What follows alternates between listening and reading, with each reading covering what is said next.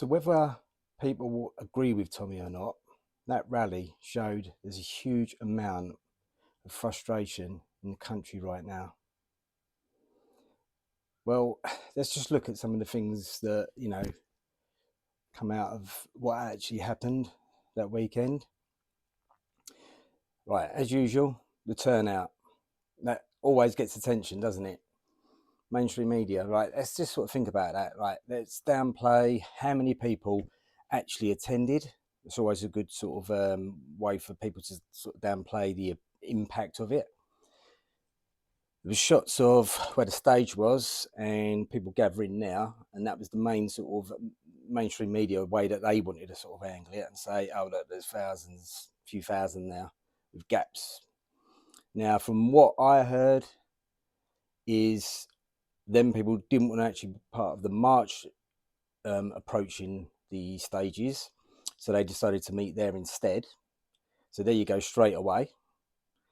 Two different, like, lots of people. So if you only take part of the picture, the context, as usual, really matters. That context basically is that was a small amount. Now, if you see the other pictures, that massive contingent stretching all the way down, the thickness, then fast forwarded videos where you see streams of people coming past. Now, when that's forwarded like that and you just see them sort of going past like that, and that goes on for like 3, 4, 5 minutes, whatever it was, does that not show the magnitude of really what impact that is having and what is building and has built hugely over this just even the last sort of 6 months, 12 months. I mean, if you think like a year ago when Tommy come back out of prison and what they did to get the rally in September. Now that to me, that was the real huge turning point where people stood up, noticed. I attended that one. I was down there. I've said it to many people. I have never ever been somewhere that was full of love. I've been, back in the day, I've been to festivals, music festivals, festivals, where there was aggression, drunkenness, fights, rudeness. And what I actually felt when I was there in September, there was, as you would imagine, let's not lie about it, because on the left, they would like to say this anyway, some real massive blokes who look like, oh, they could handle themselves, they're going to be trouble. I saw blokes like that. They were bumping into someone accidentally or trodding someone's toes. With that many people, you're going to be doing that. Sorry, excuse me, sorry. Oh, I'm really sorry about that, mate. Sorry, love. You okay, darling? That's all I heard. There was no animosity. There was no barging. There was no crap. There was no shit that people was trying to say to each other. No one trying to walk around acting hard. It was not like that. It was pure. I mean, don't get me wrong, there was frustration now, but there was pure love amongst them people. There was a community of people that want this country to go back to them Christian values. You don't have to be a Christian, but it's a Christian fundamental country. They want that back. They want that to be the essence of how we live our lives and the moral compass of what we are going forward. Not any other ideology that can creep in, weave its way in, peaceful or non-peaceful, whatever it may be. Christian values. That's what it needs to be. Now, that showed really in that rally, to me, the massive divide in this country. I don't really think there's anyone sitting on the fence unless they're living in a shed with curtains drawn and earplugs in and just sucking on a straw through a puddle. Everyone seems to have some sort of opinion, and it's dividing friends, families, work colleagues. I mean, I've lost friends, very good friends that I've known for decades from younger, because of my views, which are not extreme, but through stuff that I've said and through stuff that I've maybe posted, shared, true facts, true footage of things, because I'm worried about the future for my children. But because I've done that and highlighting stuff, I lost friends because they thought that was hateful. Why is the truth hateful? If I was making up stuff, fair enough. Then, someone was asking about my well-being. Something's going on with you at the moment, they were saying. Yeah, too right, something's going on with me. I'm worried about the future. I wanted my kids to have the sort of warmth, love, curiosity in their lives that I had as a kid growing up. Unfortunately, that seems like it's gone forever, but I want that for them. So something had changed in me. But then I've seen in Facebook memories things that I had said even 10 years ago the other day. And I thought, wow, that just shows that I've been thinking this for a hell of a long time. And I saw the change as well that was going on. But back then, these friends that I thought were really good friends, they wasn't commenting then. But then all of a sudden now, I've got issues going on.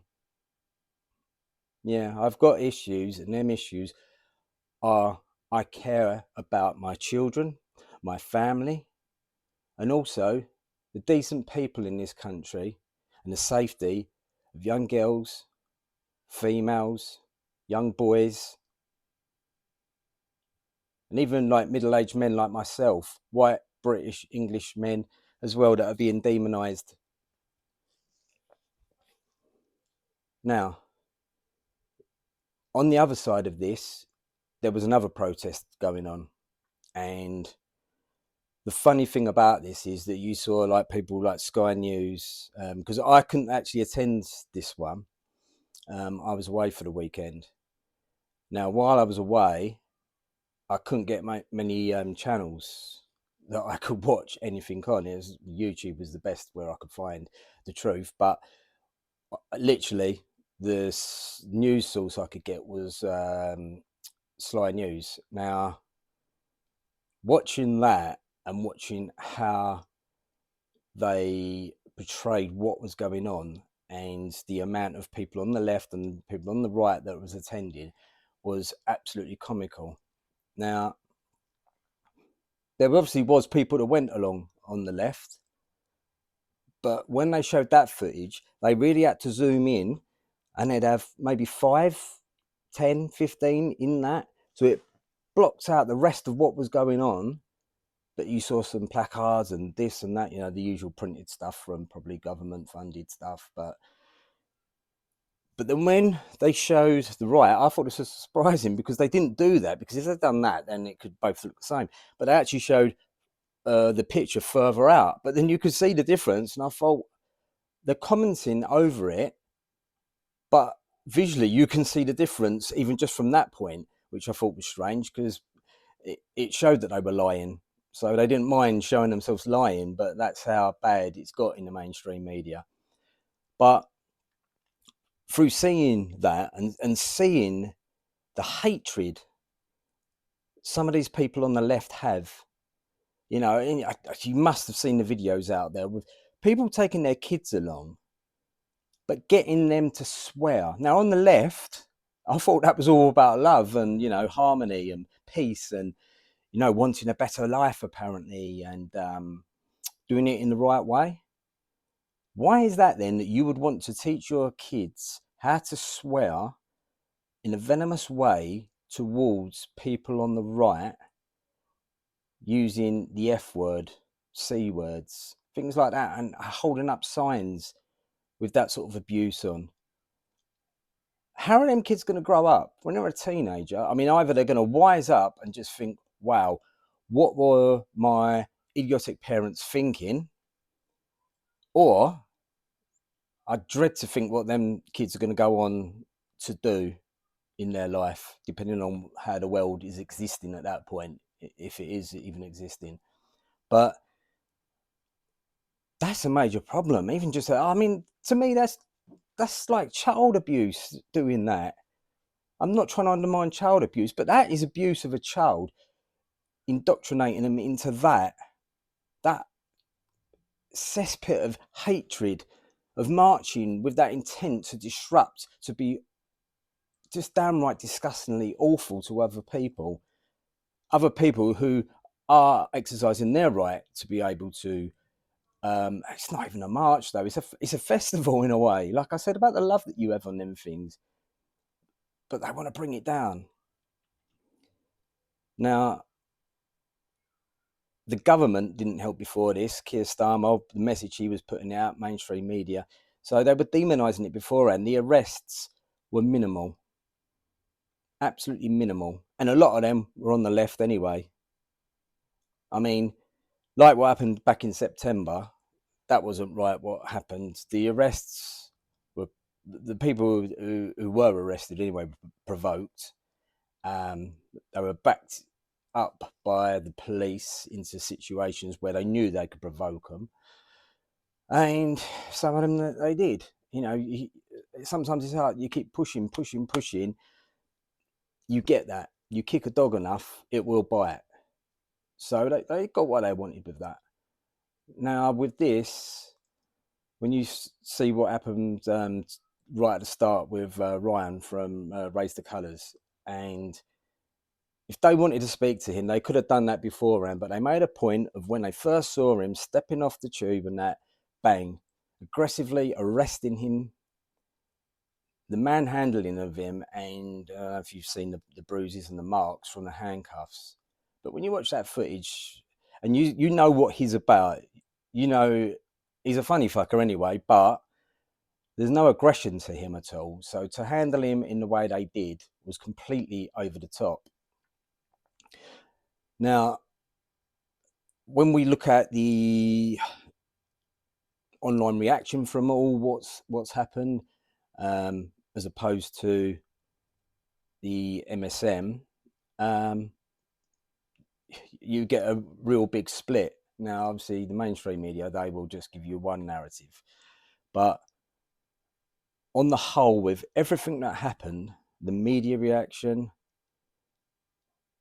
going forward now, what's going to be happening? What are the next plans? I mean, with the voting, we had the local elections going on. I know there's another one coming up soon. Something is going to have to change very, very soon. And when you think politically, that needs to happen soon as well. Now, they're going to try and cut down on any of these United Kingdom marches, I feel.